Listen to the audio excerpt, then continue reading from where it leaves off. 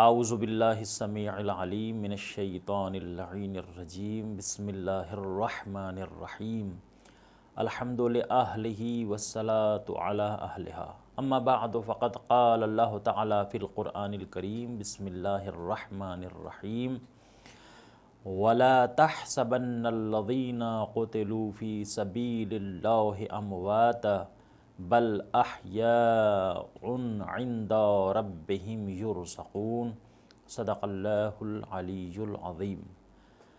ناظرین محترم و سامعین اکرام، جس آیت کریمہ کو تلاوت کرنے کا شرف حاصل کیا ہے، ارشاد رب العزت ہو رہا ہے کہ جو راہ خدا میں شہید کر دیے گئے ہیں تم ان کو کبھی مردہ تصور نہ کرنا، بلکہ وہ زندہ ہیں اور اپنے پروردگار کی طرف سے مسلسل رزق پاتے ہیں۔ عزیزان گرامی،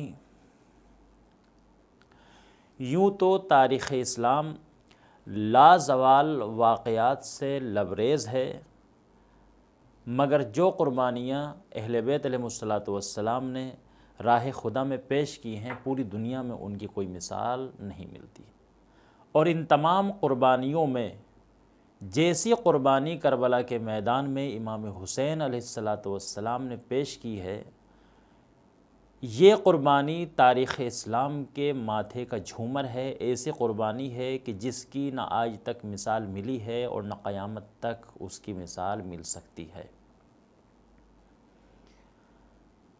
کربلا کے میدان میں امام حسین اور اصحاب حسین نے ایسے کارنامے انجام دیے ہیں جن کو بیان کرنا ناممکن ہے۔ جوان تو جوان، بزرگ تو بزرگ، کربلا کے میدان میں اطفال حسینی نے بہترین کارنامے انجام دیے ہیں۔ جناب اون محمد علیہ السلام کی قربانی ایسی قربانی ہے کہ جس کو فراموش نہیں کیا جا سکتا۔ جناب اون محمد، جناب جعفر طیار کے پوتے، جناب عبداللہ کے بیٹے، جب جناب زینب صلوات اللہ علیہا اپنے بھائی کے ساتھ مدینے سے کربلا کی طرف چلی تھیں تو جناب عبداللہ نے چلتے چلتے دو بیٹے جناب زینب صلوات اللہ علیہا کے سپرد کیے تھے اور کہا تھا اے زینب، جب حسین پر مصیبت کا وقت آئے تو ان دونوں بیٹوں کو حسین پر قربان کر دینا، یہ حسین کا صدقہ ہے، ایک کو میری طرف سے قربان کر دینا اور ایک کو اپنی طرف سے حسین پر قربان کر دینا۔ مورخین لکھتے ہیں کہ جناب عون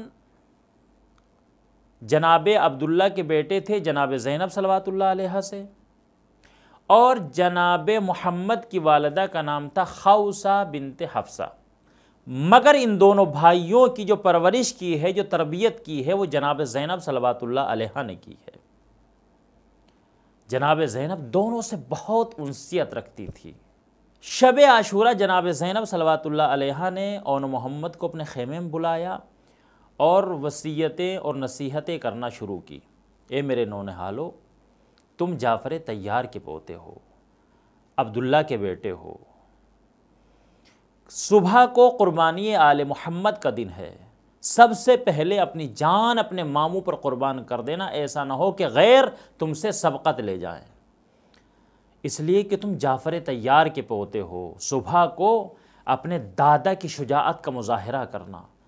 جناب اون محمد نے کہا والدہ فکر نہ کریں، ہم ایسا کارنامہ انجام دیں گے کہ قیامت تک تاریخ ہمیں فراموش نہیں کرے گی۔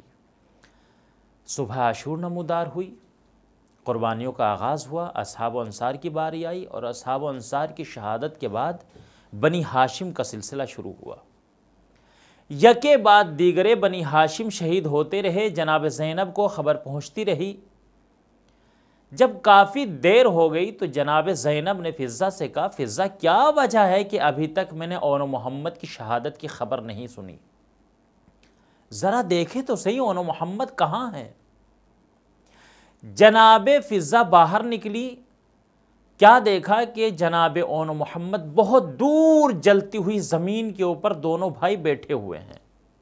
وجہ کیا ہے؟ وجہ یہ تھی کہ والدہ نے کہا تھا کہ سب سے پہلے اپنی جان قربان کر دینا۔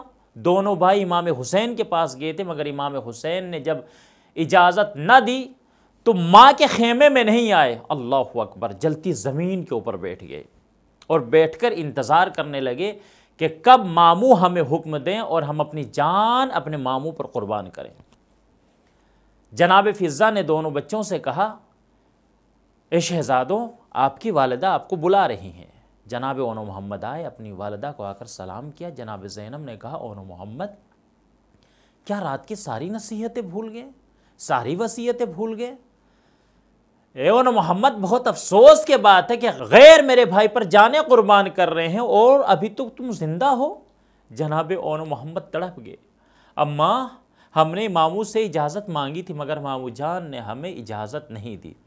جیسے ہی جناب زینب نے سنا، فوراً اون محمد کے ہاتھ پکڑے اور اپنے بھائی حسین کی خدمت میں آئیں اور آنے کے بعد کہتی ہیں، بھیا یہ دونوں بچے آپ کا صدقہ ہیں۔ جب میں مدینے سے چلی تھی تو عبداللہ نے مجھ سے کہا تھا، زینب جب حسین پر مصیبت آئے تو دونوں بچوں کو حسین کا صدقہ بنا کر ان کے اوپر قربان کر دینا۔ اے بھیا، یہ آپ کا صدقہ ہے، آپ انہیں رن کی اجازت کیوں نہیں دیتے؟ امام حسین نے کہا، زینب یہ پھول سے بچے کیا اس قابل ہے کہ انہیں تلواروں کے حوالے کیا جائے؟ لیکن جناب زینب نے بہت اصرار کیا۔ جب زیادہ اصرار بڑھا تو امام حسین نے اجازت دی۔ اپنے ہاتھوں سے جناب اون محمد کو جنگی لباس پہنایا، اپنے ہاتھوں سے گھوڑے پر سوار کیا۔ جناب اون محمد میدان قتال میں پہنچے، ایسا حملہ کیا کہ فوج میں بھگدڑ مچ گئی۔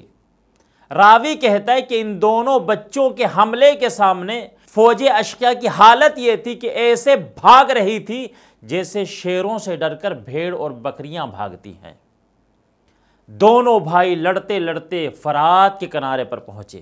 جب ٹھنڈی ہوا محسوس کی، ایک بھائی دوسرے سے کہتا ہے، اے کاش ہم اپنی بہن سکینہ کا مشکیزہ لے آتے اور پانی لے کر جاتے اور بچوں کو پانی پلاتے۔ ابھی بھائی یہ باتیں کر رہے تھے کہ ایک مرتبہ ظالموں نے مل کر حملہ کیا، دوبارہ سے جنگ شروع ہو گئی، مگر جناب اون محمد کے سامنے جو بھی آتا تھا دونوں بھائی اس کو واصل جہنم کر دیتے تھے۔ آخر دشمنوں نے چھپ کر جناب اون محمد کے اوپر حملہ کیا۔ عبداللہ بن قطنہ نے جناب عون کو قتل کیا اور عامر بن نحشل نے جناب محمد کے اوپر وار کیا۔ دونوں بھائی زخمی ہو کر گھوڑے پر سنبھل نہ سکے، زین کی بلندی سے زمین پر آئے، آواز دی، آقا حسین ہماری خبر لیجئے۔ امام حسین نے جیسے ہی اون محمد کی آواز کو سنا، عباس و علی اکبر کو اپنے ساتھ لیا، میدان قتال میں پہنچے، لیکن اس وقت پہنچے جب بچے گھوڑے کی ٹانپوں سے شہید ہو چکے تھے۔ ایک لاشے کو علی اکبر نے اٹھایا، ایک لاشے کو عباس نے اٹھایا۔ امام حسین آگے آگے چل رہے ہیں اور دل میں یہ خیال آ رہا ہے کہ زینب کو کیا جواب دوں گا۔ ایک مرتبہ خیموں کے قریب آ کر کہتے، زینب تیری کمائی کربلا کے میدان میں لٹ گئی۔ جیسے ہی جناب زینب نے اپنے بچوں کی شہادت کی خبر سنی، روایت کہتی ہے کہ جناب زینب نے فوراً خدا کا شکر ادا کیا مگر اپنے بچوں کے اوپر گریہ نہیں کیا۔ عزادارو، جناب زینب نے کربلا میں عجیب کارنامہ انجام دیا۔ بچوں کی شہادت ہوئی، بچوں کے اوپر گریہ نہیں کیا۔ جب امام حسین کی شہادت ہو گئی، امام حسین کے اوپر گریہ کیا مگر اپنے بچوں کے اوپر گریہ نہیں کیا۔ قید ہوئی اور جب کوفے کی طرف لے کر چلے اور امام حسین کے لاشے پر نگاہ پڑی تو اپنے بھائی پر گریہ کیا مگر اپنے بچوں پر گریہ نہیں کیا۔ کوفہ میں پہنچی، اپنے بھائی کے اوپر گریہ کیا، اپنے بچوں پر گریہ نہیں کیا۔ کوفہ سے شام میں پہنچی، اپنے بچوں پر گریہ نہیں کیا۔ قید ہو گئیں، اپنے بچوں پر گریہ نہیں کیا۔ جب رہائی ملی جناب زینب کو اور تبرکات آنے لگے، سب سے پہلے امام حسین کا سر آیا۔ جناب زینب نے آگے بڑھ کر امام حسین کا سر لیا اور ایک مرتبہ اپنے سینے سے لگایا، پیشانی کو بوسہ دیا اور کہتی ہے، میرے ماں جائے، تیری بہن تیرے اوپر قربان۔ یہاں بھی جناب زینب نے اپنے بھائی کا ماتم کیا، اپنے بچوں پر گریہ نہیں کیا۔